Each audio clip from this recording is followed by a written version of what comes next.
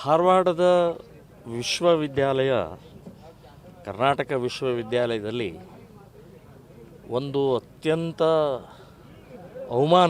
ಅಪಮಾನಕರ ಒಂದು ಕಲಂಕದ ರೀತಿಯ ಒಂದು ಘಟನೆ ಆಗಿದೆ. BA ಪದವೀಧರರಿಗೆ ಬೆಳಗು ಅನ್ನುವಂಥ ಪುಸ್ತಕದಲ್ಲಿ ಒಂದು ಪಾಠ ಭಾರತ್ ಮಾತಾ ಕಿ ಜೈ ಈ ಶಬ್ದಕ್ಕೇ ಒಂದು ಅಪನಂಬಿಕೆ, ಅಪಪ್ರಚಾರ, ವಿಕೃತಿಯನ್ನು ಮೂಡಿಸುವಂಥ ಪಠ್ಯ ಹಾಕಿದ್ದಾರೆ. ನಾನು ಈಗ VC ಅವರಿಗೆ ಒಂದು ಮೆಮೊರಾಂಡಮ್ ಕೊಟ್ಟು ಬಂದೆ. ಅವ್ರು ಹೇಳಿದರು 4 ಜನ ಪರಿಷ್ಕೃತ ಮಾಡ್ತಾರೆ. ಒಂದು ಸಂಪಾದಕೀಯ ಮಂಡಳಿಯಿಂದ ಹಿಡಿದು 3 ಮತ್ತೆ ಮೇಲಿನವರೆಲ್ಲ ಅದನ್ನು ಗಮನಿಸ್ತಾರೆ. ಸೊ 4 ಜನರಿಗೆ ಕಣ್ಣಿಗೆ ಅಥವಾ ಕಿವಿಗೆ ಅಥವಾ ಅವ್ರಿಗೆ ಗೊತ್ತಾಗಲಿಲ್ವಾ ಈ ರೀತಿಯ ಅಪಚಾರ, ಮಹಾ ಅಪರಾಧ ಮಾಡಿದ್ದು ಹೇಗೆ ಗೊತ್ತಾಗಲಿಲ್ಲ? ನಾನು ಹೇಳೋದು ಇದು ಬಹಳ ದೊಡ್ಡ ಪ್ರಮಾಣದ ದೇಶದ್ರೋಹಿಗೆ ಸಮಾನವಾದ್ದು.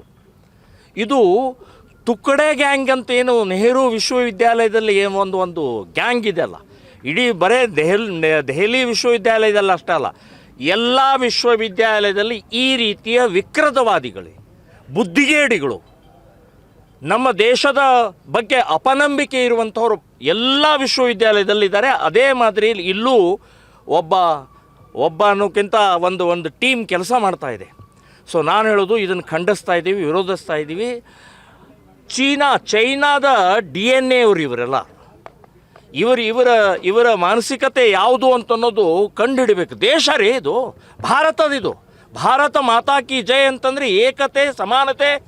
ಇಲ್ಲಿ ಯಾವುದೇ ಜಾತಿ ಸೂಚಕ ಅಲ್ಲ, ಇದು ಯಾವುದೋ ಭಾಷಾ ಸೂಚಕ ಅಲ್ಲ. ಆ ತಾಯಿ ಮೇಲೆ ಅಪನಂಬಿಕೆನ, ತಾಯಿ ಬಗ್ಗೆನೇ ಅಪಪ್ರಚಾರ, ವಿಕೃತಿ ಮೂಡಿಸುವಂಥದ್ದ.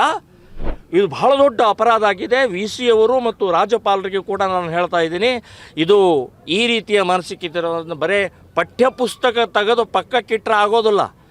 ಸಸ್ಪೆಂಡ್ ಮಾಡಬೇಕು, ಮನೆಗೆ ಕಳಿಸ್ಬೇಕು ಅವ್ರನ್ನ. ಲೇಖಕನಿಗೆ ಗುಂಡು ಹೊಡಿಬೇಕು.